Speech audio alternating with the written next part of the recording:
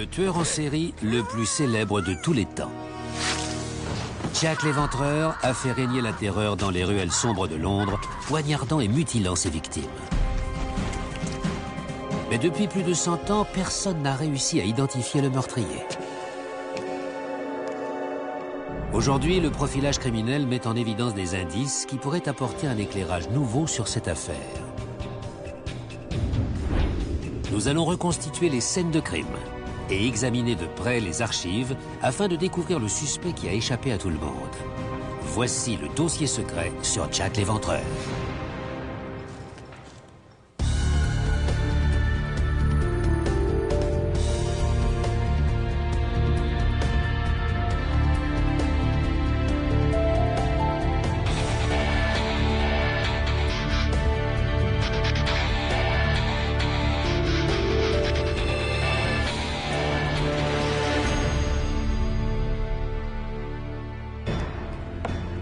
De 1888 à 1891, 11 femmes sont tuées à Whitechapel, un quartier situé dans l'est de Londres.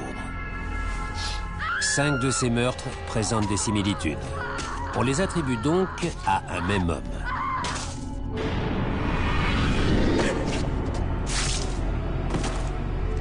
Les victimes sont toutes des prostituées. Mary Ann Nichols, Annie Chapman, Elizabeth Stride, Catherine Eddowes et Mary Kelly.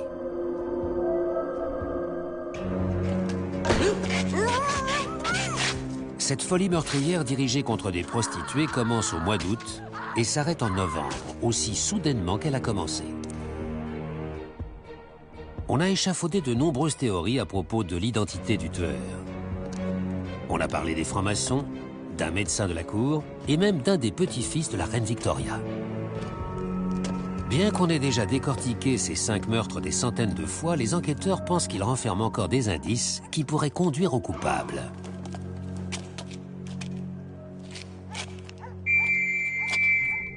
Pat Brown va appliquer des techniques modernes de profilage au cas de Jack l'Éventreur.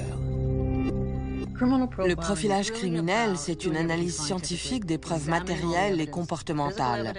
Cela permet de savoir la façon dont le crime s'est déroulé et d'établir le profil psychologique de l'auteur de ce crime. La série de meurtres débute le 31 août 1888. Le corps de Mary Ann Nichols est retrouvé à Bucks Row, une rue proche de l'hôpital de Londres.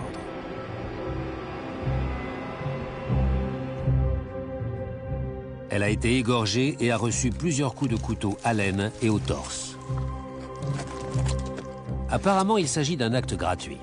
Mais selon Pat Brown, le lieu du crime donne une information sur le tueur. L'hôpital de Londres traitait beaucoup de gens atteints de syphilis. Un service leur était réservé. Le lieu du crime n'est peut-être pas anodin. Londres est très touché par la syphilis. Whitechapel, quartier de prédilection des prostituées et des travailleurs immigrés, n'est pas épargné. Bob Peckett est psychiatre médico-légal. Jack l'Éventreur souffrait peut-être d'une maladie sexuellement transmissible, telle que la syphilis. Cette maladie était répandue parmi toute la population de l'Est de Londres, et pas seulement chez les prostituées. Dans les années 1880, il n'existe pas de remède contre la syphilis. Elle mène souvent à la folie et à la mort. Peut-être que Jack est allé à l'hôpital pour recevoir un traitement et qu'il en est ressorti très énervé. Il se serait défoulé sur Mary Ann Nichols. 9 jours plus tard, le 8 septembre, le corps d'Annie Chapman est retrouvé à moins d'1 kilomètre du lieu du premier meurtre sur Hanbury Street.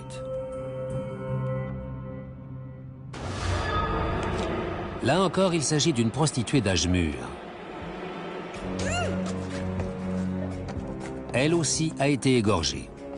Mais en examinant le corps d'Annie Chapman de plus près, la police s'aperçoit qu'elle a été éventrée et qu'on a pris son utérus. Bien sûr, c'est un comportement très troublant. Les hommes qui commettent ce genre de crime emportent souvent des trophées en souvenir. Ils gardent un lien immédiat tactile, physique, avec le crime et avec la victime. Mais prendre l'utérus d'une femme est très inhabituel. Dans ce cas précis, le meurtrier ne s'est pas contenté de la poignarder et de la mutiler. Il a retiré un organe entier. Et pas n'importe quel organe. Il a choisi le symbole même de la féminité. Le meurtre d'une deuxième prostituée met le pays en état de choc. La presse à sensation s'empare de l'histoire. Elle associe immédiatement le meurtre d'Annie Chapman à celui de Marianne Nichols. À l'époque, le terme de tueur en série n'existe pas encore. Mais la presse publie des articles sur le meurtrier de Whitechapel et fait naître l'hystérie autour de cette affaire. Certains journalistes publient même de fausses lettres attribuées au tueur afin d'augmenter leur tirage. L'une d'elles, datée du 25 septembre, est signée du nom de Jack. C'est la presse qui va le surnommer Jack l'Éventreur, à cause des mutilations qu'il inflige à ses victimes. 3 jours après la publication de la lettre, une panique sans précédent gagne le quartier de Whitechapel. On apprend que 2 autres prostituées ont été tuées la même nuit. Elizabeth Stride est morte environ 1 heure avant Catherine Eddowes. Elle a été égorgée. On pense que le meurtrier a été dérangé par des gens qui se rendaient dans un club situé à proximité et qu'il a abandonné sa victime. Puis, il est allé tuer Catherine Eddowes. Bien qu'Elizabeth Stride ne soit pas mutilée, la scène de crime fournit tout de même aux profileurs des pistes non négligeables. La victime a été tuée tout près d'un club de discussion où se réunissaient des travailleurs, ici même sur Berners Street. Il faut savoir que les tueurs en série commettent souvent des crimes sans les avoir prémédités. Ce soir-là, au club, il se tient une réunion sur le judaïsme et le socialisme. Peut-être que Jack était présent à cette réunion et que les discussions l'ont énervé. Il ressort furieux en se disant que la société l'a maltraité. Puis il aperçoit la prostituée et l'agresse.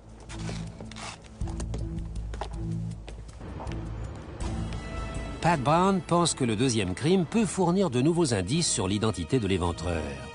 Il s'agit du meurtre de Catherine Eddowes, qui a lieu à Mitre Square la nuit du 30 septembre. Les gens se demandent s'il est utile que les profileurs se rendent sur la scène de crime. La réponse est oui. Même s'il a été commis il y a très longtemps et que l'endroit a beaucoup changé, on a suffisamment d'éléments qui permettent de comprendre pourquoi Jack a choisi ce lieu. D'ici, il pouvait voir de l'autre côté et guetter l'arrivée éventuelle d'un policier. Le meurtre de Catherine Eddowes est particulièrement atroce. Le tueur l'a égorgée, éviscérée, et pour la première fois, il a balafré le visage de sa victime. Pour certains experts, c'est le signe que l'éventreur devenait de plus en plus violent. Mais Pat Brown ne voit pas les choses de cette façon.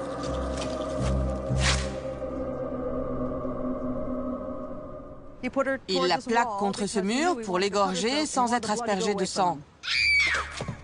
Il essaie de l'étrangler. Il veut lui faire perdre connaissance. Mais elle se débat. Il l'attrape par les cheveux pour l'immobiliser et dans l'autre main, il tient son couteau. Elle finit par perdre connaissance et il l'égorge.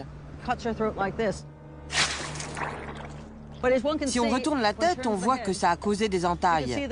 Les balafres sur le visage résultent probablement du fait qu'elle s'est débattue une fois au sol. Catherine est morte, mais l'éventreur n'en a pas fini avec elle. Cette fois encore, il emporte l'utérus de sa victime. Lorsque la police découvre le corps, Jack a disparu. Mais il a laissé 2 indices derrière lui. On retrouve un morceau du tablier de la victime dans une rue avoisinante. Et au-dessus, sur le mur, une phrase a été écrite à la craie. À l'époque, on pense que c'est une inscription antisémite sans rapport avec l'affaire. Par crainte qu'elle donne lieu à des violences raciales, la police décide de l'effacer immédiatement. Mais si on regarde de plus près cette phrase notée dans le rapport de police, on s'aperçoit qu'elle pourrait être l'œuvre du tueur. Donald Rumbelow a publié de nombreux livres sur Jack l'Éventreur.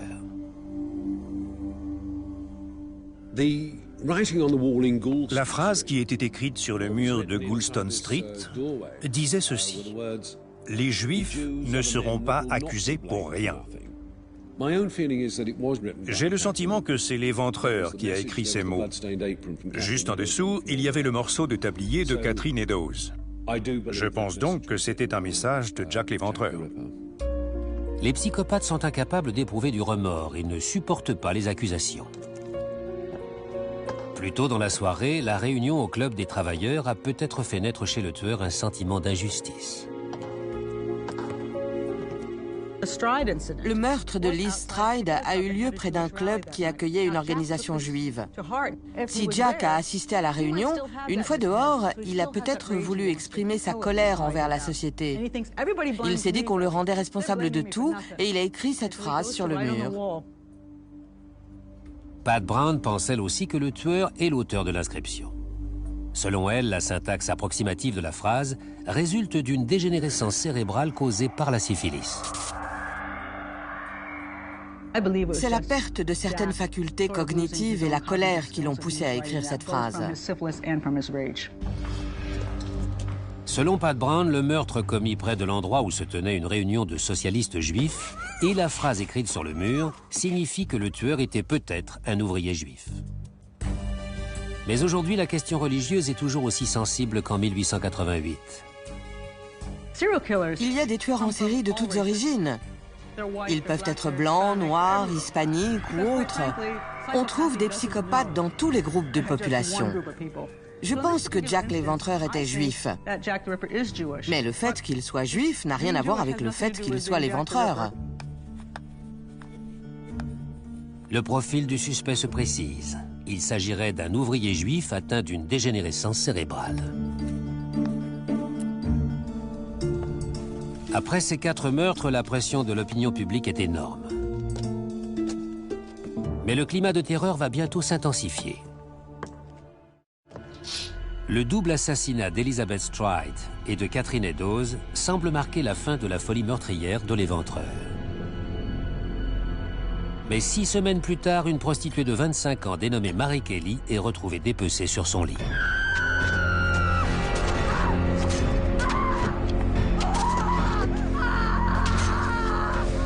Cependant, la nature du meurtre amène les criminologues à se demander s'il a bien été commis par le même homme.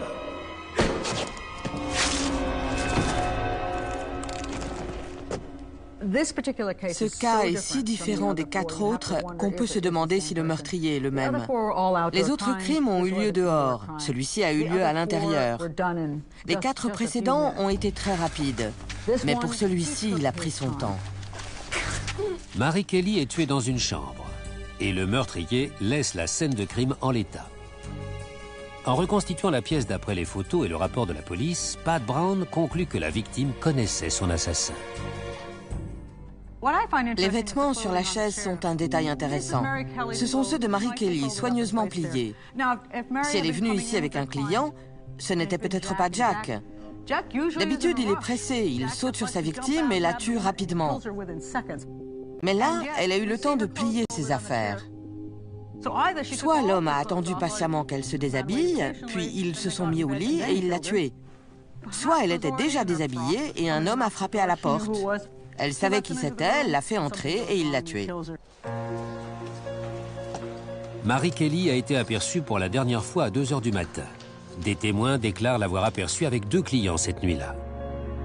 D'après la disposition de ses vêtements dans la chambre, il semble qu'elle était prête à se coucher. Mais les choses ont mal tourné.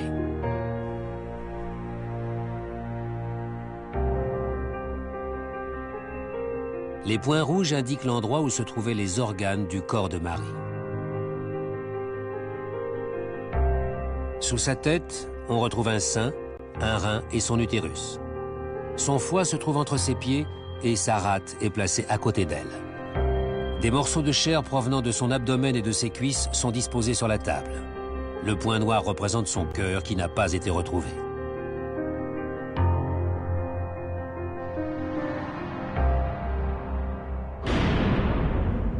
Son visage est atrocement mutilé. Elle est difficilement reconnaissable. Le mode opératoire conforte Pat Brown dans l'idée que la victime connaissait le meurtrier. Sur son visage, il y avait un drap avec des entailles. Peut-être que l'assassin connaissait Marie. Pour lui, c'était un moyen de ne pas voir ce qu'il était en train de lui faire. Pour Catherine Eddowes, les journaux avaient décrit la façon dont Jack lui avait lacéré le visage. Ce nouveau meurtre est lui aussi relaté en détail, dessin à l'appui.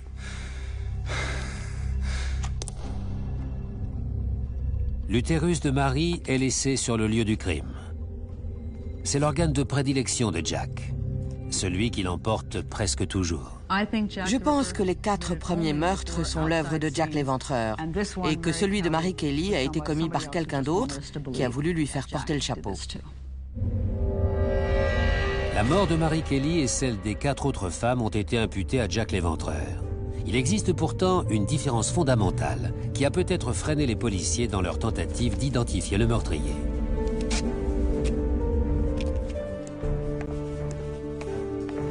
Étant donné la façon dont les corps ont été découpés, les rapports de police des 4 premiers meurtres concluent que l'Éventreur pourrait être un boucher. En revanche, le rapport d'autopsie de Mary Kelly révèle que le tueur n'a aucune connaissance en anatomie, ce qui détourne la police d'une piste sérieuse. J'ai toujours pensé qu'il s'agissait d'un boucher ou de l'employé d'un abattoir, car il était capable d'extraire des organes.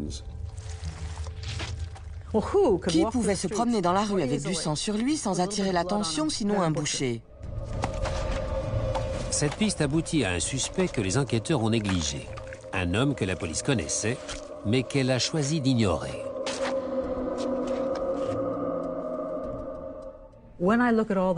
Si je prends en compte tous les suspects possibles, celui que je retiens est un dénommé Jacob Levy. C'était un boucher d'origine juive. L'origine et la profession de Jacob Levy correspond au profil établi par Pat Brown. Et il y a un autre critère qui semble correspondre à une théorie en vigueur aujourd'hui dans la police. Il a été démontré qu'un meurtrier vit souvent près de l'endroit où il commet ses crimes. Jacob Levy vit à Fieldgate Street, puis il déménage à Middlesex Street, près de la boucherie où il travaille. Ces 2 rues sont dans le périmètre de chasse de l'Éventreur. Il pouvait accéder librement à la boucherie. Après avoir commis ses crimes, il pouvait retourner sur Middlesex Street, s'introduire dans la boutique, cacher ses trophées, se laver et rentrer chez lui. Dans une déclaration faite par sa femme, on apprend qu'il souffrait de troubles psychiques. Sa femme a dit que ça n'allait pas, qu'il avait des problèmes professionnels, qu'il avait arrêté de travailler et qu'il déambulait dans les rues la nuit sans qu'on sache où il allait. Avant les meurtres, Jacob Levy a été emprisonné pour avoir volé de la viande à son patron. C'est un délit mineur, mais selon les psychiatres, cela pourrait être un indice de plus. Il y avait sûrement des signes. Il devait mentir sans raison apparente ou voler des broutilles. Il commettait peut-être de petits délits, comme chaparder un peu d'argent à son employeur. Après enquête, on a également découvert que Jacob Levy souffrait d'une maladie vénérienne. Il était marié et père de famille, mais il avait la syphilis. Son certificat de décès confirme qu'il est mort de la syphilis. Il l'avait peut-être contractée dans les rues de Whitechapel. La maladie l'emporte en 1891, 2 ans après les meurtres commis par l'Éventreur. Son dossier médical révèle qu'il entendait des bruits étranges et des voix qui l'obligeaient à faire des choses immorales.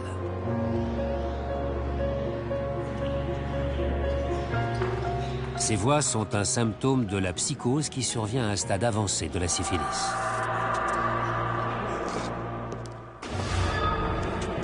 Cette maladie explique aussi pourquoi Catherine Eddowes, la 4e victime de l'éventreur, a sans doute été la dernière.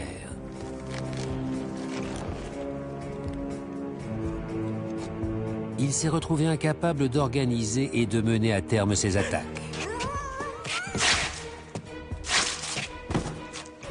Mais une autre raison pourrait expliquer qu'il ait arrêté ses activités meurtrières aussi brusquement. Il s'agit d'un témoin oculaire, un autre boucher d'origine juive dénommé Joseph Chaim Levy. Joseph Levy est un des 3 hommes qui ont aperçu l'assassin de Catherine Eddowes. Il s'est montré peu coopératif. Il a dit qu'il n'était pas capable d'identifier le tueur.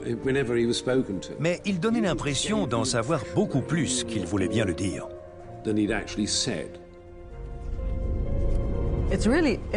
Si Joseph Chaim Levy rechigne à décrire l'homme qui aurait pu être Jack l'Éventreur, je pense que c'est parce qu'il a reconnu Jacob Levy. Ils étaient tous les deux bouchers dans le même quartier. La boucherie de Joseph Levy se trouve à 50 mètres de celle du suspect. Bien que peu bavard, Joseph a tout de même donné à la police une information qui semble aujourd'hui accuser son collègue.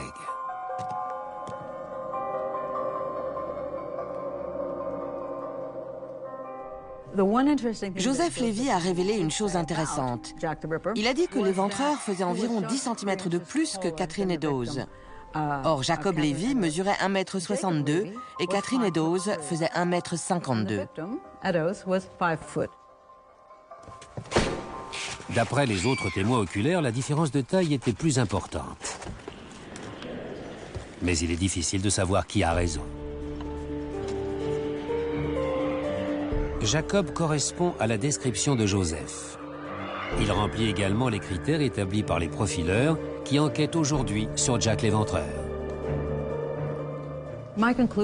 Je suis à peu près certaine que Jacob Levy était Jack l'Éventreur et qu'il a commis les 4 premiers meurtres. Tous les éléments convergent dans cette direction. Jacob Levy a peut-être contracté la syphilis auprès de prostituées, ce qui lui donne un mobile sérieux. De plus, il habite le quartier où sont commis les meurtres. Il dispose d'un endroit où il peut venir se laver et cacher les organes. Son certificat de décès prouve qu'il était à un stade très avancé de la maladie et qu'on pouvait le qualifier de psychotique. Pour finir, c'est un ouvrier juif qui sait se servir d'un couteau et qui a des connaissances en anatomie. Tout semble indiquer que Jack l'Éventreur n'était autre que le boucher de Whitechapel, Jacob Levy.